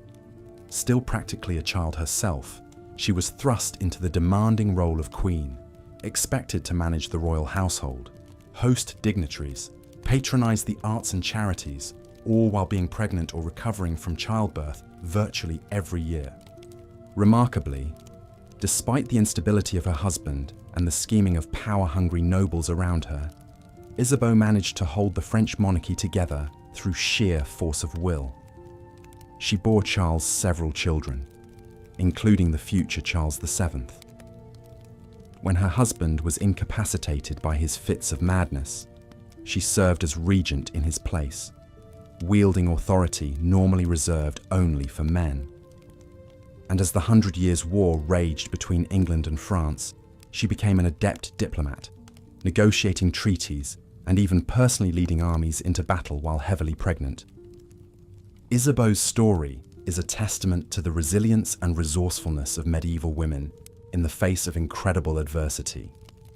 But it also highlights how even the most privileged and powerful of women were still severely constrained by the patriarchal attitudes and institutions of the time. For the vast majority of women who were not born into nobility, daily life was a constant struggle of backbreaking labor and drudgery. Whereas wealthy women like Isabeau had servants to handle cooking, cleaning, and childcare, peasant women had to shoulder all of the domestic burdens themselves on top of helping their husbands with farming and other laborious tasks. The lives of medieval peasant women revolved around an endless cycle of repetitive, physically demanding chores from sunup to sundown. There was water to be fetched from the well, firewood to be gathered, animals to be fed, bread to be baked, and meals to be cooked in heavy iron pots over hot, smoky fires. Clothes had to be washed by hand in the river or local stream, then hung to dry. Candles and soap had to be made from rendered animal fat. And of course, there was the constant spinning of wool into yarn. So ubiquitous a task for women that spinster became a term for an unmarried woman. With all of these essential duties to perform, peasant women had precious little leisure time. Noble women, by contrast, were freed from most of this menial labor, but they too lacked control over their own time and activities. When not tending to their required religious devotions, noble women were expected to spend their days on respectable feminine pastimes like needlework, music, and overseeing the servants, with little opportunity to pursue their own interests and ambitions outside of the domestic sphere. Regardless of class, the one thing virtually all medieval women had in common was their subservient position to men. Daughters were under the authority of their fathers, wives under that of their husbands. Women had few legal rights and protections of their own. Instead, they were seen as property to be transferred from one man to another, their value tied to their dowry, their chastity, and their ability to bear children. Even within the home, a woman had little autonomy. Husbands had the right to make all decisions for the household and to control their wives' behavior and movements as they saw fit, by force if necessary. Domestic violence was rampant, as men were taught it was their husbandly duty to chastise and discipline their wives, physically or otherwise, if they stepped out of line. Marital rape was not a concept. A woman's body belonged to her husband to use as he pleased. If a woman dared to defy her husband, or was perceived to have damaged his reputation or honor, the consequences could be severe. When Marguerite of Flanders was abducted on her wedding day by her furious husband, Louis of Maille, who accused her of infidelity, she was imprisoned in her own castle for 2 years. Louis eventually released her after the Pope threatened him with excommunication, but the scandal followed Marguerite for the rest of her life. Such was the dilemma of medieval women. Damned if they did, and damned if they didn't. On the one hand, they were expected to be perfect paragons of virtue, chastity, and obedience. Their every move was scrutinized for the slightest hint of impropriety that could tarnish their reputation and that of their family. At the same time, women were seen as inherently sinful and morally weak creatures, forever tainted by the legacy of Eve, the original temptress. This contradiction placed women in an impossible bind, and the church and society at large were all too eager to police their behavior. Modesty and purity were demanded at all times. Women were to be silent and hidden, lest they lead men into temptation with their dangerous feminine wiles. Daring to express sexuality or engage in any unapproved contact with men, even something as innocuous as dancing or flirting, could brand a woman as a harlot. Punishments for accused unchaste behavior included public whippings, dunking in water, exile from the community, and even in extreme cases, death. As we can see, life for the medieval woman was in many ways a lose-lose situation. Isolated, disempowered, and trapped in rigid roles and expectations, women had to tread a razor-thin line in a world where the deck was stacked against them. But even in the face of such oppression and hardship, medieval women found ways to carve out meaningful lives and to shape their world in ways big and small. Take Christine de Pizan, for example. Born in Venice in 1364, Christine had the good fortune to be the daughter of a scholar who encouraged her intellectual curiosity from a young age. Well educated and fluent in several languages, Christine was a rarity among medieval women. When her husband died, leaving her a widow at 25, Christine did something even more extraordinary for the time. She became Europe's first professional female author, writing poems, books, and treatises that challenged the misogynistic attitudes of the day and argued for the equality of the sexes. In her most famous work, The Book of the City of Ladies, Christine creates an allegorical city inhabited by women of virtue and achievement throughout history. By celebrating the accomplishments and worth of women at a time when they were more often denigrated, Christine planted the seeds of what we might now call feminism. Her revolutionary ideas would go on to influence thinkers for generations to come. Christine was not the only medieval woman to break the mold. Hildegard of Bingen was a 12th century German abbess who made pioneering contributions to fields as diverse as theology, medicine, botany, and music composition. Joan of Arc, the teenage peasant girl who led the French army to improbable victories in the 100 Years' War, became a legendary heroine and an enduring symbol of female power. These exceptional women hint at the untapped potential and strength of so many of their contemporaries, whose names and deeds have been lost to history. It's easy to get lost in the litany of the obstructions and abuses medieval women faced, and to overlook their indomitable spirit in the face of adversity. Yes, their hardships and circumstances were in many ways appalling from our modern vantage point, but we shouldn't lose sight of their humanity, tenacity, and courage as well. Life for the average medieval woman was defined by grueling work, suffocating limitations, and the ever-present threat of violence, and yet they persisted and endured. Through ingenuity and grit, through finding meaning and connection where they could, through the bonds of family and female friendship, these women survived and even thrived as best they could against the odds. Theirs is a legacy that is often neglected and undervalued, relegated literally to the margins of history books in favour of the deeds of great men. But taking the time to learn about and reflect on the daily struggles and triumphs of medieval women enriches our understanding of the human experience. It puts our own modern-day lives and lingering gender imbalances in perspective. And it reminds us of the strength and resilience of the so-called fairer sex, who have always been the backbone and lifeblood of human society, regardless of the recognition and freedoms granted or denied them. The plight of medieval women can perhaps be best summed up by Christine de Pizan when she lamented in the Book of the City of Ladies, "No matter which way I turn, no matter where I cast my eyes, I see nothing but the cruelty of men towards women. And yet, God knows, women are not of a different species from men. They are human beings, just as much as men are." Though separated from us by centuries, Christine's words still ring painfully true. Medieval European women may have endured especially trying circumstances, but the basic inequalities and attitudes that constrained them have echoed across continents and eras. The fight for true female empowerment and equality is in many ways the defining struggle of human history, one that continues to this day.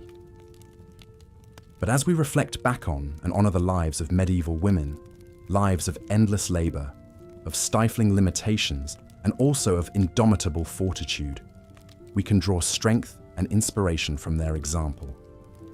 They remind us of how far we've come and how far we have yet to go.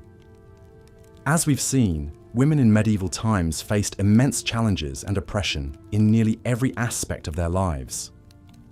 From the moment they were born, girls were at a disadvantage, seen as a burden on their families.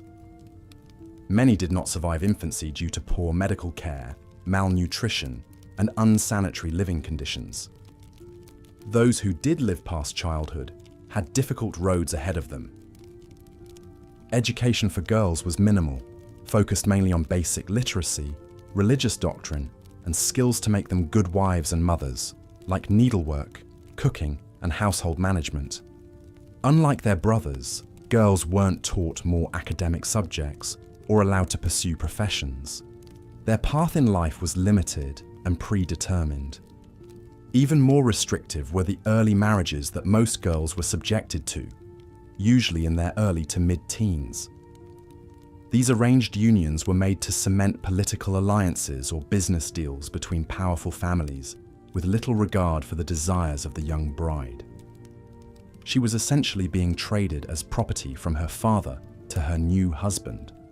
One poignant example is the story of Isabeau of Bavaria.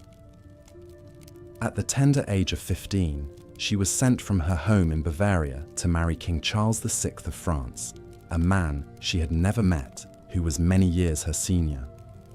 Leaving behind everything familiar, she had to adapt to a foreign court and an unstable husband prone to fits of madness. As queen, Isabeau was thrust into a role of great responsibility, expected to exert a calming influence on her volatile spouse and produce male heirs to secure the royal line. All of this as a lonely teenage girl in a strange land. Her youth and lack of power in her marriage left her vulnerable to schemes and manipulation by other nobles. While Isabeau's tale is singular in its royal setting, in many ways it represents the lack of agency most medieval women experienced when it came to their marriages. A girl's father or brothers generally arranged her marriage, using it to improve the family's social standing and forge advantageous connections. Her consent was not required or even considered important. Once married, a woman came under her husband's authority and was expected to obey him as lord and master. Her key duties were to manage the household, which was no easy task, and bear as many children as possible, especially sons. Failure to produce a male heir was seen as a wife's fault, not her husband's, and could result in her being scorned or even cast aside. Childbirth itself was incredibly perilous in an age before modern medicine. Maternal mortality rates were extremely high, with many women dying in childbed from complications like hemorrhage or infection. Babies too faced grim odds, as disease, accidents, and poor nutrition claimed many before their first birthdays. Even queens were not immune to these dangers. Over the course of her marriage, Eleanor of Castile, wife of King Edward I of England, endured a staggering 16 pregnancies. While she did manage to provide several surviving sons, including the future King Edward II, Eleanor suffered many losses as well. Records indicate at least 3 of her babies were either stillborn or died shortly after birth. Others survived infancy only to be cut down by the illnesses that ran rampant in medieval times. Eleanor's own health was damaged by so many pregnancies and deliveries. She developed a prolapsed uterus, a painful condition that plagued her later years. In an era of limited contraception and no anesthesia or antibiotics, pregnancy was practically unavoidable for most married women and posed a serious threat to their well-being every time. But it was their duty to their husbands and society to keep bearing children despite the risks. This was just one of many ways a woman's needs and comfort were considered secondary to a husband's desires and the family's reputation. Her very life could be expendable in the quest for heirs. Such was the reality in a world where women were judged chiefly on their fertility and had few rights over their own bodies.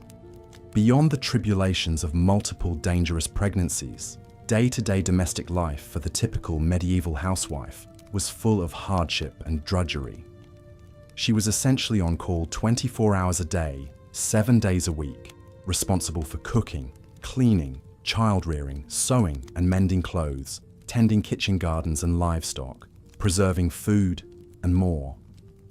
Hers was an existence of never-ending toil, with infrequent breaks for rest or leisure. Up before dawn to stoke the fires and begin morning chores, She rarely stopped working until the rest of her family went to bed. Forget any notions of me time.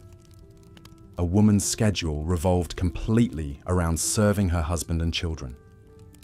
Depending on her family's social class, a housewife might have a maidservant or two to assist her, but their presence often meant additional work in training and supervising them. Lower-class women, of course, lacked this luxury and had to shoulder their heavy burdens alone.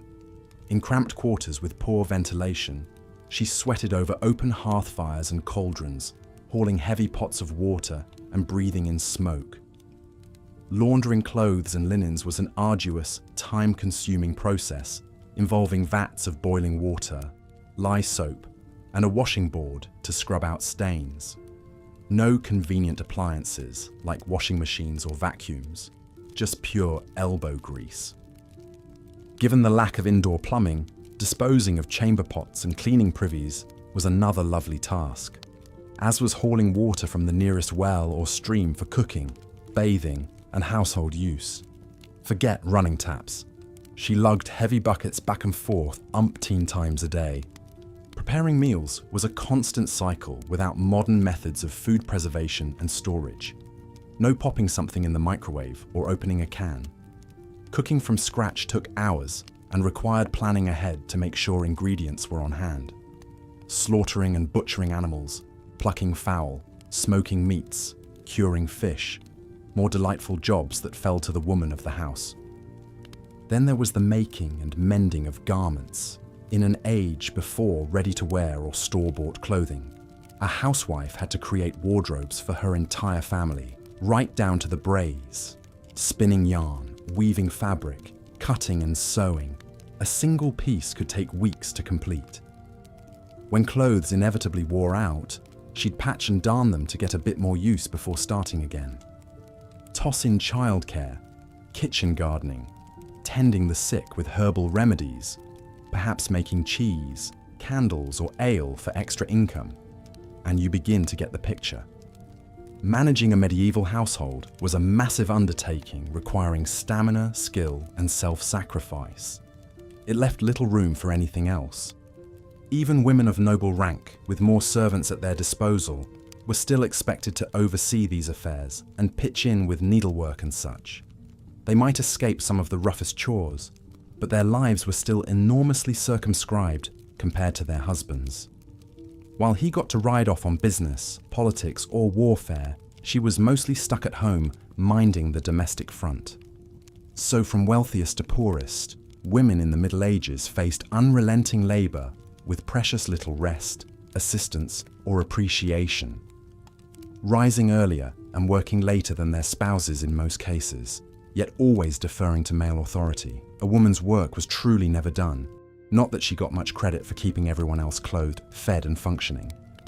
Continuation of script, part 8 of 8. While the anchoresses like Julian of Norwich found their calling in seclusion and contemplation, other religious women took a more active role in medieval society. The growth of the mendicant orders in the 13th century, particularly the Franciscans and Dominicans, opened up new opportunities for women to serve God and their communities.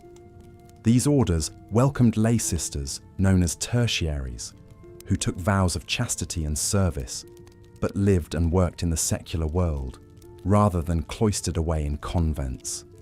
Tertiaries ran hospitals, taught children, and cared for the poor and sick. They had more freedom of movement and association than enclosed nuns. One notable tertiary was Saint Catherine of Siena, born in 1347 to a large Italian family. From a young age, Catherine was drawn to an intense spiritual life of fasting and self-denial. Against her parents' wishes, she joined the Dominican tertiaries in her late teens. Unusually for a woman of her time, Catherine learned to read and write. She began corresponding with church leaders, offering advice and admonishment. She even rebuked the Pope for living in France rather than Rome. Imagine the audacity it took for a young laywoman to criticize the Vicar of Christ himself. Yet miraculously, the Pope listened. Swayed by Catherine's piety and wisdom, Pope Gregory XI returned the papacy to Rome in 1377, ending the Avignon papacy. Saint Catherine was not only bold in confronting the powerful, but also tender in comforting the lowly. During the plague outbreak in Siena, she nursed the sick and dying, dressing their oozing sores without any thought for her own safety. She saw Christ in the face of every suffering soul. Though Catherine and her fellow tertiaries did much good, they still lived and worked within a strict patriarchal system that limited women's voices. Only the most exceptional could rise to positions of influence, and always under the authority of male superiors. Most medieval women, of course, were not destined for sainthood or political influence. They simply toiled day after day, bearing as best they could the many hardships and restrictions placed on their sex. It's difficult for us in the modern day to fully grasp the lack of agency women had over their own lives and bodies. From birth until death, a woman belonged to the men in her life. First her father, then her husband, perhaps her son in widowhood. She had little say in whom she would marry, how many children she would bear, or what labour she would do. Education, property rights, and legal recourse against abuse were all heavily circumscribed. And yet, to paint medieval women as merely passive victims of oppression does not do justice to their full humanity. Within their narrow spheres, they found ways to carve meaning and wield what power they could. They formed supportive networks with female friends and relatives. They took pride in their children, their handiwork, their piety. In everyday acts of resilience, a village woman going out to gather herbs to heal her sick child, an abused wife seeking sanctuary in a convent, a nobleman's daughter sweet-talking her father into a slightly later marriage. We see the unsung strength of the medieval woman. She may have had little control over the wider tides of history, politics, and religion that shaped her world. But in her daily life, she did what she needed to do to survive, and, if she was very lucky, to find moments of joy and purpose. One small pleasure that was acceptable for women was, in fact, storytelling. In the castles, women might regale each other with romantic tales of brave knights and their lady loves as they worked at their embroidery. In the villages, as the women spun and wove, they would share old legends and fairy tales passed down from their mothers and grandmothers. Telling stories was a way to entertain, to teach lessons, to dream of a world that was a little bit brighter and more hopeful than the drudgery of their daily lot. So although they left behind few written records in their own voices, the medieval women still shaped our culture through the stories they curated and kept alive, even in the darkest of times.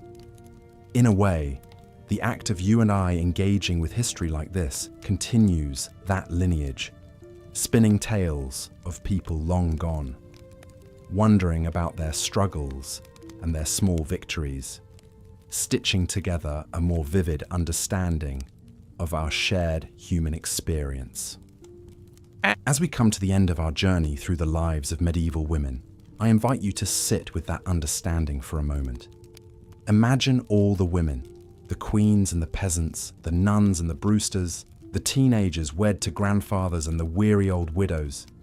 Imagine them all as fully real people with fears and foibles and moments of surprising gumption, not so different from you or I. And as you drift off to sleep, I hope you'll dream of them. Dream of the ways, big and small, they shaped their world and paved the way for the freedoms we enjoy today. Honor their memory, even as we work to build a world where all people, regardless of gender, have the opportunity to live freely and chart their own destinies. Thank you so much for joining me on this journey through the forgotten corners of history. If you found it meaningful or relaxing, I hope you'll like this video and subscribe for more deep dives into the fascinating, frustrating, quietly inspiring tales of our shared past. There are so many stories left to tell, and I look forward to dreaming them with you. Sweet dreams.